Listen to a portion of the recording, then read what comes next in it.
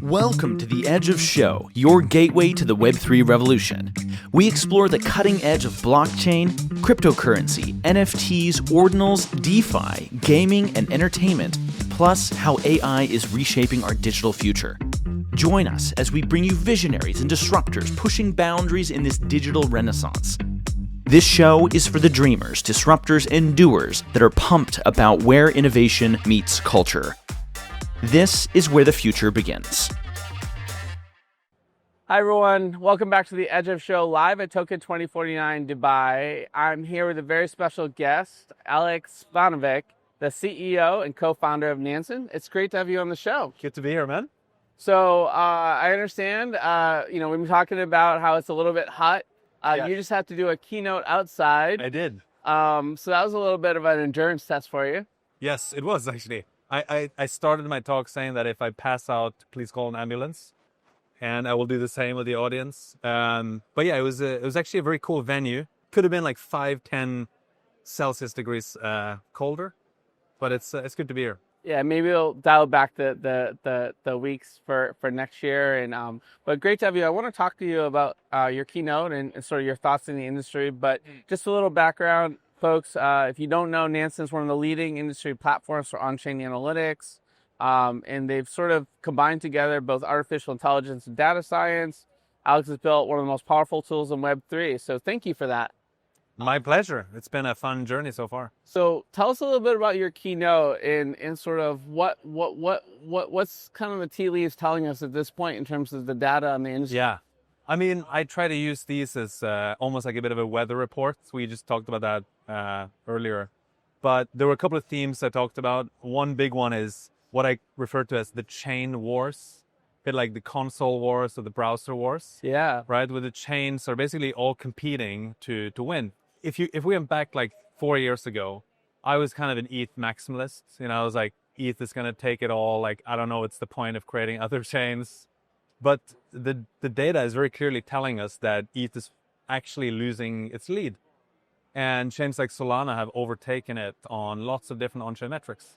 So to me, that's actually a meaningful development.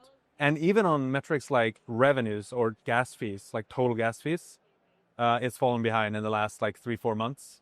So chains like Tron, Solana, and even on some days BNB chain generate more revenues from gas than Ethereum L1, even if you add in the L2s. Wow. So to me, that's like a very fascinating development. And in a way, it's kind of, I think it's obviously good for the competing chains. And I think ultimately it's good for consumers because it means it's an open, free market where they have to compete to create the best platform, right?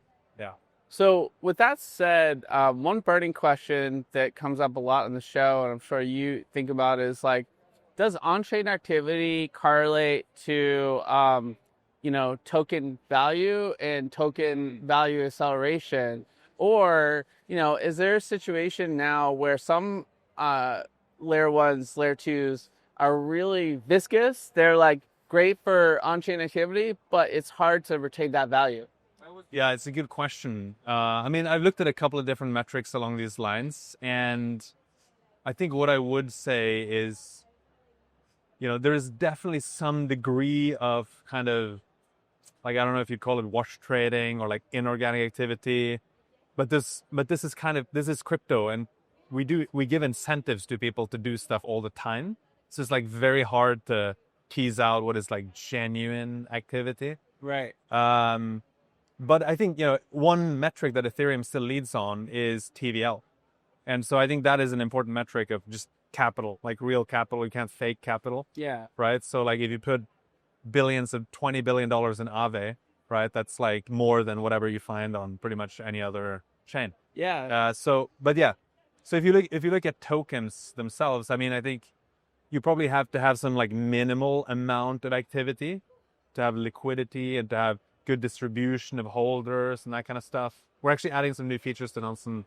Cool. On that soon. So we'll have to get into that. So another burning question I have is with all, it seems like it's been a rough year for launches. Right. In terms of, I haven't seen too many projects take off and be able to retain the value, and it doesn't seem to necessarily correlate to the VC vesting terms. Like if they're on a long vest and everything, it seems like, where there's a lot of people pulling from the same audiences, and they come to dinner and then they go to the next dinner and the next dinner. So is that what the data shows too? And like, are we at an unprecedented time where, what it takes to successfully launch is just changing, and the nature of our industry is changing, or is this a temporary glitch? Well, maybe we should focus more on building great products instead of just launching a bunch of tokens. And why not? To me, that's like part of the story, actually. Yeah. Because I think we've got... We're launching unprecedented numbers of tokens. Right, exactly. So there's like, you're kind of saturating the market. Yeah. But also there's like too little emphasis on building great products. And to be honest, I think a lot of products don't even need a token in the first place. What's an example of a great product that launched this last year? Well, to be honest, I think some of the chains are actually quite good examples. Like we just spoke to BitLayer, guys like Bitcoin, L2. Yeah. Arguably like Abstract. I think a lot of the chains actually, but I guess your question is more like maybe at the app layer. Yeah. That's where you have, I think, absence. Like you don't really have that many great apps. I would say Hyperliquid maybe is the best example, actually. Yeah. If I would pick one, because it is genuinely a great product. Like if you've ever used it, it's a great trading experience. They have 10% of Binance's perps volume. 10%. Then how do you explain? And they have 60% market share of DEX perps. Yeah. And they are 10 times bigger than number 2. So it's like, no, that's it. That's an example of, it's a great product and it has a token that makes sense, right? And then what's the logic behind Fartcoin? I can't. I don't know enough about Fartcoin. It's one of those coins that like I should look at it, but I just never do. It's just it comes up all the time, and I'm just trying to understand the data. I think if you had to pick one, I think Hyperliquid is the clearer answer. Yeah, I have a lot of folks excited about that one. Not financial advice, of course. Yeah. So talk to us about how Nansen's evolved in terms of your mission and the mechanics you use to sort of analyze the market. Certainly, AI and other types of analytical technology has evolved a lot since you started. Yeah. I mean, I think we're like actually in a new paradigm now. We're just building software in general because of AI. And I think, very soon you're not going to be using Nansen in the way you used Nansen before. You're going to use an agent and the agent uses Nansen. Yeah. Right? That's not like sci-fi. That's going to literally start happening in the next 2 to 3 months. That's going to become the norm. Okay. And so I think that's like one of the things I'm very excited about. My background is in AI, so I've always... I mean, it's a lot easier because I think for some people, your platform was probably intimidating. It's too clunky. It's like, where do I go? What do I click? Like, where do I find this thing? If you could just ask an agent, like, here's what I want to do, like, help me do it. And then it goes out, does the work, comes back, and here's the answer. Like, the other day, I saw a bit of a back and forth on Twitter between Vance from Framework, and Michael from Curve. I think they've had some like lawsuit, whatever. And so I was like, I wonder what Framework's on-chain history on Curve is. And so I asked this like agent prototype we have in-house, like literally that question. It goes out, does the work, comes back, and it writes a one-pager of the full history on-chain of Framework trading Curve. It was like receiving from this governance contract, and it looks like they stopped trading the token in 2023, whatever. And it was like, that's unbelievable. So is this sort of agent technology you're implementing going to have common prompts, and is also going to customize those prompts based on what it learns about what you care about? So, okay, there's a couple of things, right? The first thing that's coming is an MCP. And if you're not that technical, a model context protocol, it just means that you can pull Nansen into your agent product or AI product, ChatGPT, Claude, Cursor, and you have Nansen access from there. So your agent can work with Nansen. That's the first thing that's happening. Then I'm not going to reel too much on the next thing, but the next thing is going to be like an agent-first user experience that's coming to Nansen in one way or another. And that experience is going to be personalized. It's going to know your trading history. It's going to know your portfolio and have all that context so that when you ask it stuff, it like knows what it should talk about And in that context. can it solve the number one problem in my life, which is like with all the software out there, I don't have a good consistent way of alerting myself when there's significant shifts in a token that I have. Oh, we have that now. Yeah. Yeah, we use smart alerts. All right. And now that you have a Nansen account, Thank you, by the way. yeah, you're welcome. You can set it up. You should give me feedback on it because we've made it a lot better. It used to be a little bit slow because for Solana and so on, there's a lot of infrastructure you have to do. But we've radically improved the latency on these smart alerts.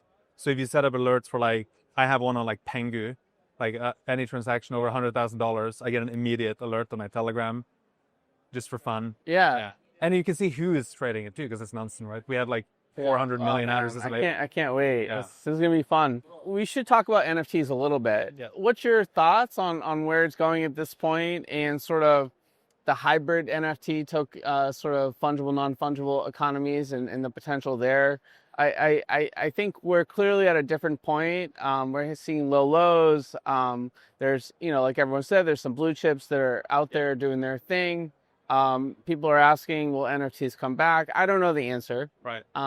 Yeah. I mean, what's your thoughts? I mean, I think there's a few things. Maybe we can like talk about two separate things that are often like sort of merged, right? There's like NFTs in general, which of course are a useful concept and structure that will exist. If you have a real estate, like a property on a blockchain, that's an NFT because it's a unique object. I mean, it's like a piece of paper. You can literally do anything with it. It's a unique object, right? So like that's not going anywhere. Like that's going to stay. And for real world assets and all that, NFTs are going to be very important. The other thing is like PFPs specifically, which I think was maybe what you were thinking of, right? And for PFPs, my view has been that it's largely similar to the ICO boom in 2017, which is there was so much garbage, but you had some iconic, in that case, companies that came out of that, like Binance did an ICO in 2017, for example, right? And now it's like one of the most valuable crypto projects ever, maybe the most valuable actually, right? Besides Bitcoin. I didn't know Binance did an ICO. They did, yeah. I sadly missed on it, but I bought some BNB pretty early on. I got in on Filecoin. That was a good one. Yeah, but then, so my point is that there was a lot of like garbage, and then there was some that really stood the test of time, and I think that's happening with PFPs too. And you like, I still want, I don't have a CryptoPunk, but I still keep like going back and like, is this the right time to buy Punk? And I was looking at like 27 ETH or something, and I was like, I'll buy it, and I didn't. Now it's like 40 something. So I think there's enough people in the world that want to buy a collection of 8,888 or 10,000 items for the good ones. For the good ones. Yeah. Because that's not like, for all of them. It's like the Gucci or Bottega Veneta or, all these other luxury brands. It's the same thing. It has like a very strong brand value, and I don't think that goes away. Yeah. And I guess the other part is like, are you seeing with the sort of regulatory shift and everything, and sort of, we now know NFTs are not securities. Yeah. Is there going to be more creative uses of NFTs coming forward in terms of the non-digital art side, the membership utility? So the thing I'm most excited about for crypto, which I think will be ushered forward because of regulatory changes in the US, is tokenized equity. So that's not really NFTs, but that's the thing. Is that like real world assets in your mind, or something else? I think it's, okay, let's look at it from like a barbell approach of meme coins are over here, very appealing to retail, institutions don't want to deal with them. Yeah. Then you have like tokenized treasuries over here, like institutions want it, retail, couldn't care less. There's literally like $6 billion worth of tokenized treasuries on chain, but 1,200 addresses that own them. So like, no retail cares about this. Tokenized equity is the thing in the middle that appeals to both. I mean, like, I want to own a piece of Wintermute, or I want to own a piece of some great crypto company, but I don't want like a bullshit token. I want like ownership in the business. Yeah, I mean, look out NASDAQ, right? I mean, that's an exciting proposition. I think chains like Solana are very well positioned to have tokenized equity be traded on them very, very soon. Yeah, and I mean, while you're at it, why not have some of the tokenized equity in Solana. I think that we've learned that token economies do not always correlate to the actual inherent value That's of one of the issues. the business. Back to your question earlier. But if you can diversify and have both, then it creates. I feel like it's kind of reinventing the wheel and like dancing around securities laws, because like we've created these governance tokens and kind of come up with bullshit tokenomics. When in reality, what you want as an investor is to own a piece of the business. Yeah, but you want it with some liquidity that you're used to. Of course, that's the issue. That's the issue, but that's the thing I think that's going to change. I think we're going to get that. That's exciting. I hope you're right there and your prophecy comes through. One more thing I just want to hit on, and I think we could chat for hours. I'm so fascinated by your perspective in the industry. Is you've launched Nansen staking. So 123,000 plus wallets already. Congrats. That's right. Thanks. What's the vision here? Yeah. So many people are kind of puzzled. Like when we did this, we acquired Stake with Us, a Singaporean company. They had $60 million worth of staked assets in September when we acquired them. And now we've grown that 20x to 1.2 billion in 7 months. Wow. So the thinking here is that, the people who use Nansen are on-chain investors. They all have tokens, okay? So that means they probably also have a lot of L1 tokens. And many of them are going to want to stake them. So if they're already using our product, they trust our brand, why not stake with us as well and get certain benefits? And we're going to launch Nansen Points very soon, which we should probably talk about in some other occasion because it's a very exciting project we're doing. But then the other thing we do is we also work very closely with the chains, right? And we feel that the best way to align incentives with chains and to work with them is to run validators for their networks. And so when we integrate the chains we really believe in into Nansen for analytics, portfolio tracking, on-chain alerts, why not also validate for their network? So we run Sol Validator, Sui, Tron, Hyperliquid, Ronin, like 30 Yeah, I mean, you're already having to integrate to do the data, so there's... That's right. Yeah. So basically it sort of makes a lot of sense from like a strategic partnership perspective, and also from the fact that we're going out. And I assume you take some kind of fee on... It's a commission on the yields. Yeah, that's like the standard. So it's sort of a new revenue line, which is always great. Yes. Everyone's got to be thinking about how to generate new revenue lines, but it's also a lot of value for your consumers. It feels like a triple win among, like, for us, for the chains, and for the end users. And it's something I'm actually super excited about. And we're now one of the top staking providers globally in a very short amount of time. And I think we're going to keep going. Yeah, thanks. Well, this is fun. I know you have a lot going on and you have to recover from your keynote still. If people want to learn more about Nansen, follow you on X, where should they go? Yeah, they should go to nansen.ai. They probably won't be able to spell my name for me on X, but they can look for a pudgy penguin with a Viking helmet and a blue kimono. A Svanevik is my handle. Just look for someone, shit posting about some random topic and look for a penguin. It's fun that you're sort of making the industry more sophisticated, but you're not losing your sense of levity about sort of the randomness of the industry that we all love, right? Yeah, that's what makes it so fun, I think. I think so. I wouldn't want to do anything else. Alex, such a pleasure. Hey listeners, are you ready to amplify your voice in a digital world? Introducing .podcast domains, your gateway to the future of online identity. Whether you're a creator, a company, or just someone with big ideas, .podcast is for you. Own your unique digital identity, connect securely, and explore hundreds of apps with no renewal fees. Don't wait for someone else to claim your name. Secure your .podcast domain today and be part of the next generation of content creation. Visit get.unstoppabledomains.com/podcast to get started. Again, that's get.unstoppabledomains.com/podcast. Your voice, your rules, your identity. Hello, everyone. Josh Krieger here, host of The Edge of Show, live at Token2049 in Dubai, here with a longtime partner, friend, Kamal Youssefi, who's a pioneer, leader, and global blockchain advocate. He's executive chairman of the Hashgraph Group and president of the Hashgraph Association. It's great to finally have you on The Edge of Show. Thank you. The pleasure is all mine. Kamal, for those that don't know, he's played a really pivotal role in scaling the Hedera ecosystem into one of the world's most trusted distributed ledger networks. He's got a background that spans Ernst & Young, Swisscoin, SAP, founded the Hedera Governing Council. The list goes on and on. It's great to have you here, and I think it's an exciting time in the region and globally. What's sort of on your mind entering this Token 2049? Yeah, it's my very first time here to be at Token 2049 here in Dubai. And it's a great pleasure to see the amount of development happening here in the Middle East, especially here out of Emirates, where you see a lot of pioneers, innovators, startups, enterprises gathering together, working on industry, real-life use cases, building decentralized solutions, engaging with regulators, with government entities, to drive the broad adoption of Web3 solutions. There's been a tremendous amount of growth in Hedera from the original idea, 39 different governing council members. What was your original motivation for Hashgraph, and how has that vision evolved? Indeed. Back in 2017 and in 2018, we had a lot of discussions and conversations, especially with the inventor of, or the inventors of the Hashgraph consensus algorithm, Dr. Lehman Baird and Mans Harman.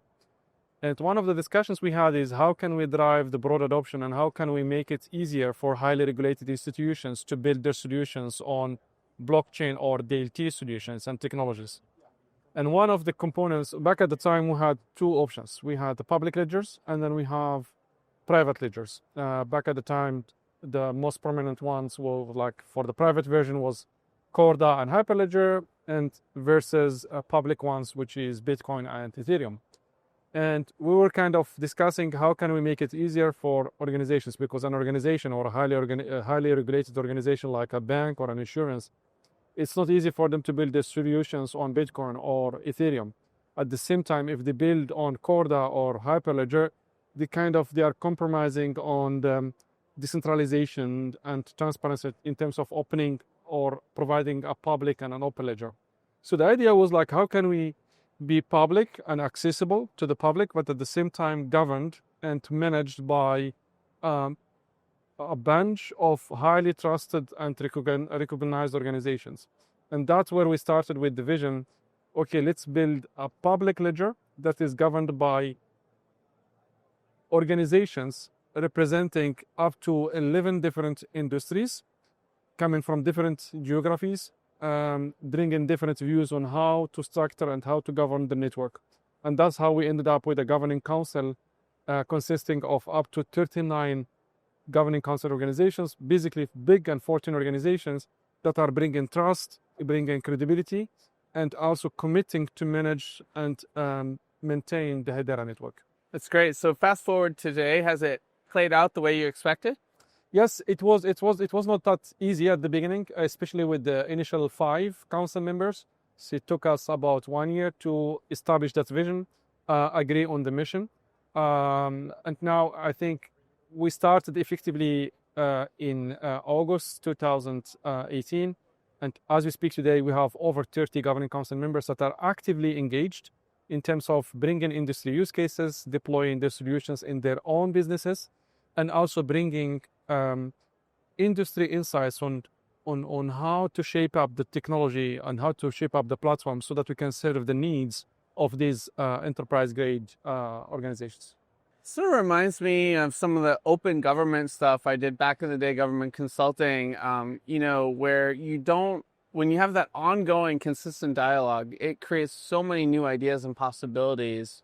You cover some of the higher level sort of results. Any specific on the ground, impact that you can point to, like a particular use case that's happened that you're excited about? Yes, it's a very, very, very important question. So, we have been exploring and working on different projects and use cases, ranging from DeFi solutions, on-chain finance solutions, real-world asset tokenization, consumer engagement, loyalty program, all the way up to sustainability. But one key use case that I all the time find, again, it doesn't matter in which industry you are active at, it doesn't matter in which use case you are deploying, is the digital identity or the self-sovereign identity. Yeah. This is one of the key use cases, and the one that is enabling new solutions, really decentralized solutions, and really paving the path to establish the model of Web3 solutions. Basically, when you talk about Web 1, Web 2, Web 1 was like basically read, Web 2 was read and write, and Web 3 was like read, write, and own. And to enable the concept of owning and interacting in a Web3 world, you all the time need a digital identity, and digital identity that you control and you manage. So that's been a popular topic on the show today and recently. We got options, right? You can get your eyeball, your irises scanned. You can get your palm scanned. You can sort of have your identity through your passport. All of these solutions are sort of focused on, encryption, eliminating the core data, just, creating sort of this like marker. Is it all good, where you're comfortable with all these different mediums and forms of, or do you think one will ultimately become the primary provenance, or are we going to live in a distributed world of different identification protocols? I think we will see different solutions coming from different angles.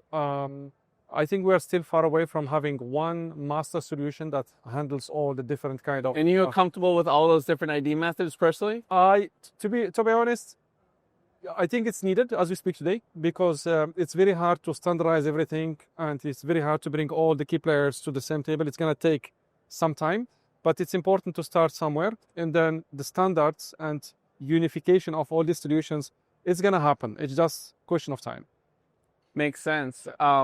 So my team researched a little bit of your background. I didn't know you were actually a lecturer at the University of Zurich. Yes. Zurich is beautiful. Indeed. Not a bad place to have to go to do some lecture. All of us welcome. I'm curious about sort of what the students are sort of giving you inspiration in regard to, and what they're thinking about, and how that shapes your perspective on where the overall blockchain crypto industry is going. Yes, as a lecturer at University of Zurich, I do contribute to different courses. One of them is the CAS, which is the Certified Advanced Studies. Basically, it's a course designed, let's say custom-made or tailor-made for professionals, basically executives that would like to have a deep dive and a clear understanding of digital assets and blockchain technologies.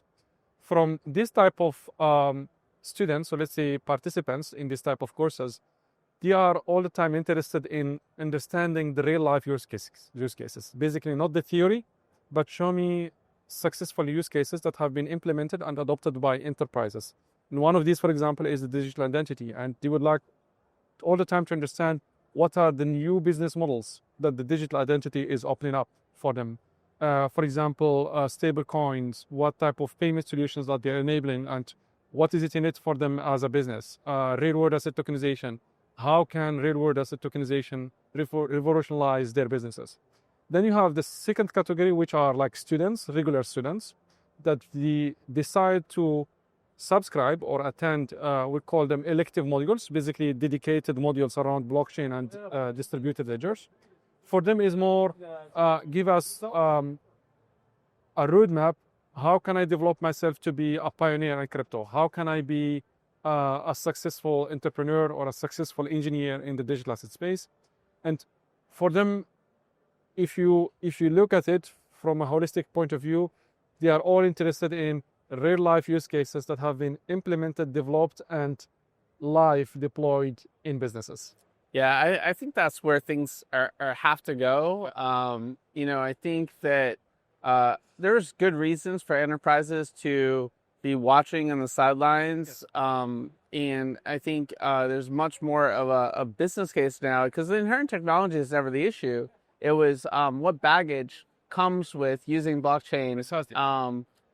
Where my general counsel, I'm going to pay them overtime for the next 5 years. Indeed. Indeed. So if it could become a little bit more standard operating procedure, I think the enterprises are going to bring a lot of volume, a lot of liquidity. I'm curious what predictions are on enterprise liquidity versus institutional liquidity. I think they're both really important. Indeed, I hear you. And that's, maybe just to comment and add to what you have said, looking back, 2017 and 18, people were quite curious to learn about the technologies, like what is the consensus algorithm, what is the protocol itself, like how the technology works. Now we are already in an era where individuals as well as institutions are more interested in the use cases. How can I create value out of that technology? And now it's getting to another level, which is how can I create synergies between blockchain, AI, IoT, robotics, and realize the concept of a Web3 world. But yeah, in general, that's kind of the trends, and that's kind of the evolution that we see now in the market, and it's just exciting times. So we, there's a lot of interesting projects that have launched on Hedera. We had Tune FM on the show. We have several folks that we're working with that are going to do some things with Hedera. What's a recent launch that you just thought was really cool? We have different engagements. One of them, for example, is the Deep Tech Venture Studio that we have launched in Saudi Arabia. Basically, a venture studio, basically a venture building program that is bringing engineering expertise with business acumen and project funding for local entrepreneurs to build solutions that are leveraging emerging technologies. So that's one of the key initiatives that we have recently launched and we are actively working on. There is another project that we have launched out of Morocco, basically deploying the digital identity for students. So it's a solution that's going to be adopted by roughly 9 million students across the kingdom. Yeah, that's great. And basically provide them trainings, provide them access to Web3 use cases in their curriculum, be it in the school or be it in the university. And one other project that it's not public yet, but that's something that we aim to announce in the upcoming weeks. It is related to fan ID and ticketing, which is more or less related to the football clubs. That's something that we'll be announcing out of Morocco. And we plan to roll that out in other jurisdictions across. Oh, I love when I get alpha on the edge of show. It feels like the name of the show just kind of, people are like, oh, well, one more thing I'll just kind of mention. Yeah. Really exciting stuff. Looking ahead, any bold predictions for Hedera overall? I mean, Hedera has been making as a protocol, as a platform, has proven its enterprise grade level. And when I mention enterprise grade, it does exclude startups. So when we say enterprise grade, basically we are satisfying the expectations and fulfilling and exceeding the expectations of enterprises, but at the same time, we are accessible for startups to build their solutions on Hedera. My prediction for Hedera, we made massive progress over the last few months, and I do see Hedera to be part of the top 10 protocols over the next 2 to 3 years. All right. Yeah. Well, I like that prediction, and I think you guys have a bold vision, and excited to keep the conversation rolling. We're doing a lot together in Riyadh, of course, and would love to have you guys involved in some of our other upcoming endeavors we'll announce soon. So thanks for being here. If folks want to learn more about Hedera, maybe follow you on X. Where should they go? So follow us on X, LinkedIn, and we have also now different social media channels, but the key ones I would say X and. Cool. And are you on X as well? Yes, I'm on X. Yeah. All right. So just Kamal Youssefi? Yes, that's Youssefi Kamal, but then you can find me. All right. Well, that wraps it up with Kamal live from Token2049. This is the Edge of Show, where builders and big ideas meet. Thanks for joining us. Thank you. Let's take a pause to shout out one of our favorite partners. For tech innovators facing legal challenges, Zuba Lawler is your go-to law firm. They focus on understanding your technology and business model before addressing legal requirements. Specializing in blockchain, AI, VR, AR, quantum computing, and more, Zuba Lawler offers expert guidance in capital raising, IP transactions, M&A, litigation, and compliance. Visit zuberlawler.com, that's ZUBERLAWLER.com, for cutting-edge legal solutions. What's up, everybody? Richard from the Edge of Show here. We are live at Token2049, and we have an amazing guest here with us. We have David Chen, who is with GeoNet. Pleasure to have you here today. Great, nice to meet you. Hey, great to have you as well. I'm really excited, and one of the reasons that we wanted to bring you on the show was to just learn more about all the things that you've been working on. I mean, you're an OG in the space. We got to talk about this for a while. You've been in here since 2013. You started coding around 2015. So, you have years of experience in this. So, taking all that experience, what made you want to develop this particular company? Yeah, so I'm one of the three founders in GeoNet. So as three founders, two other founders, Mike and Yudan. So we met before like 2021, and at that time, Mike and Yudan tried to solve this problem in Web2 way. It seems like they got some problem. So I get into know them because I know Yudan a little bit earlier. So we try getting to this use case, and I think why we do it in the blockchain way. So that's where we come up the idea of a GeoNet, and we start to launch since September 2021. And actually, we tried to participate in the ION conference, which is one of the most important ones in geospace. And we published our white paper at that time, September 2021, and we received the Best Paper Award in that conference. Wow. Yeah, so that's the start of our project, and I think this is something new to the traditional space, and also that's a good marriage between the latest technology and also blockchain. Absolutely. And, one of the things I think is really cool that the three of you are able to come together and build is the concept around satellites and being able to bring, using that technology with blockchain technology. So when you break that down into what is GeoNet, kind of tell us a little bit more about that concept. Yeah, so GeoNet is a project that will provide largest RTK network, which will increase the GPS accuracy by 100 times. So if we talk about GPS, the typical accuracy is about 1 meter to 5 meter. I think a big city with the high building around it, the accuracy will be even worse. Yeah. So that's good enough, like for, may not be good enough. It's okay, like from to end-to-end car navigation. But for a lot of like modern applications, it's not enough. Like when we're talking about autonomous driving, robots, drones, that's not enough. So for GeoNet, what we do is we utilize the technology called RTK, which is, the device will receive direct satellite signal from satellites and also from nearby base station as a reference. And they run the algorithm so that can achieve the accuracy down to centimeter level. So basically increase accuracy of traditional GPS by 100 times. That's amazing. So being able to get that precise with your GPS location and obviously this sounds like a kind of a base layer application where the other things can be kind of built on top to utilize this service. What are some of the use cases that have arisen through what you've been able to create? Yeah, there are a lot of actually use cases, and we actually getting about 20 paid business partners. Wow. They are already paying us. So our current revenue from those data service is about 3.5 million ARR. That's amazing. And we expect to grow very quickly. Yeah. So one very good use case is agriculture. So I think you're from Texas. A lot of the farmers in the Central Valley or Midwest East. So a lot of them are running autonomous tractors. Mm. So basically, you'll have unmanned tractor running on the field, in the field, and moving back and forth.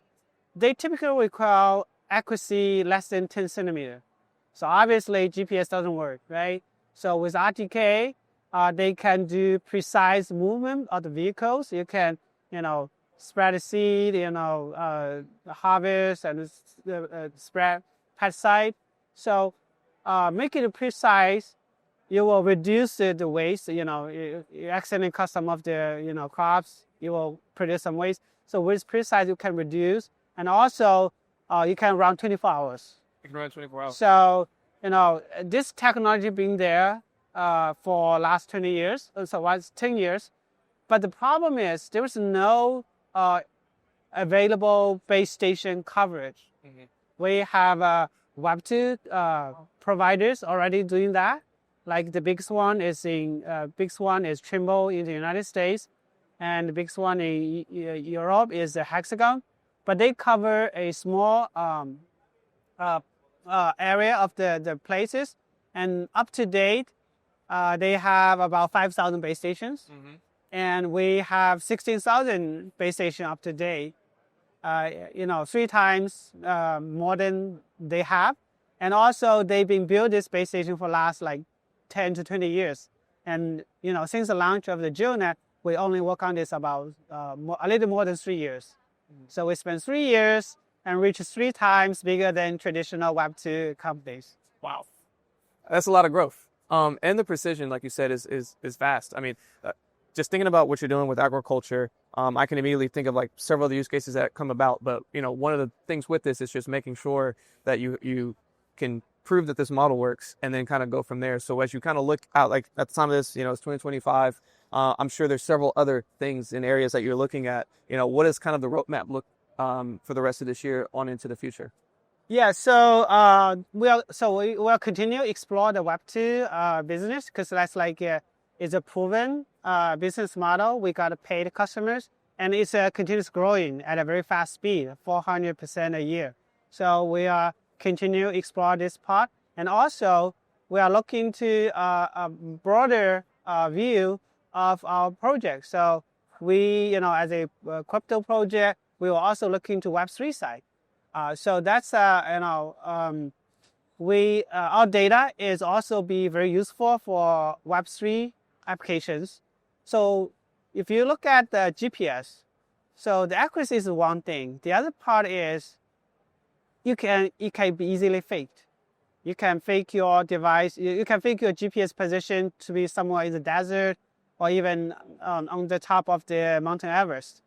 So if you want to build any location-aware application, either Web2, Web3, or gaming, without a provable location, your tokenomics build on top of it will collapse someday, right? So for us, because we have 16,000 base stations all around the world, they are provide continuous real-time data reference to you, so we can actually provide proof of location, which is crypto is very critical to Web3 applications, gaming, and a lot of any other things. So we will leverage that capability to increase our coverage in Web3 space. That's awesome. Proof of location. Yes. That's the first I've heard of that, and I know that's going to continue to build out and expand, but the use case makes a lot of sense, and I know that a lot of people are kind of going to grapple to this. So for someone who's listening to this and they're like, that all sounds awesome, I actually have some ideas of things I could potentially use to build out other use cases, etc. What are some of the ways that they can tap in and utilize what GeoNet is doing? Yeah, so we have an API, and our data is widely available. Anyone can get a free 14-day free trial. And if you're a developer, so you don't need to be in crypto space. So you can, if you know GNSS, you have cool ideas, want to utilize precise location, you can, just go to geonet.com to sign up our free trials. And also we released a new device called GeoPulse. It's been up there for a couple months. So with that device, it's a very cheap, $150. You can get a device. It's not like just Web3 device. It's actually you can use for real businesses. So we have application. They are very interesting GeoPulse because it could be used for fleet management. So imagine you have a company manage 10,000 or 20,000 vehicles, and with traditional GPS, the error is pretty big, right? You could run into problem that you cannot properly identify the location of your vehicles. But with GeoPulse, you can really pinpoint the exact location of that the vehicle. So anyone, Web2, Web3 developers, if you want to get into the space, you can easily look into our website and check our API and explore, what precise location can do for you. Awesome. Well, we really appreciate that. So again, that's geonet.com. Are there other places that people would be able to connect? Yeah, just follow us on Twitter and also Discord channel. We have a good YouTube channel as well. So feel free to follow and check our latest. Awesome. Well, David, thank you so much, and appreciate you joining us today. Thank you very much, Richard. All right. We've reached the outer limit at the edge of show for today. Thanks for exploring with us. We have room for more adventurers on our starship, so invite your friends and cool strangers to join our journey. If you're among the hundreds of thousands following us on Spotify, iTunes, iHeartRadio, or watching us on Myco or YouTube, Please hit that subscribe button, rate us, and make an awesome comment too. And don't forget to pass this episode along to a friend or two who would benefit from it. Doubling back to again, recommend checking out myco.io, where you can watch The Edge of Show and earn for your time and attention. That's myco.io. Don't forget to visit theedgeofshow.com. The is part of the domain name, where you can learn more about collaborating with us and also subscribe to the Edge of Weekly newsletter for the latest Web3 news, events, and show drops. In addition, connect with us on all major social platforms by searching for The Edge of Show. Join the exciting conversations happening online. Lastly, be sure to tune in next time for more great Web3 and AI content. Until then, keep pushing the boundaries. Thanks again for hanging out with us today. The views and opinions expressed on The Edge of Show reflect solely those views and opinions of the show host and its guests. Please make sure to do your own research. Our show is not financial advice. You understand that you are using any and all information on or through this podcast at your own risk. Whenever making financial decisions, we recommend doing your own research and talking to your accountant for financial advice. From time to time, we may feature sponsored content on the show for which we receive value, and we may share links for which we receive a commission if you make a purchase through one of these links. Refer to our website, www.edgeofnft.com, for our full disclaimer, terms and conditions, and privacy policy.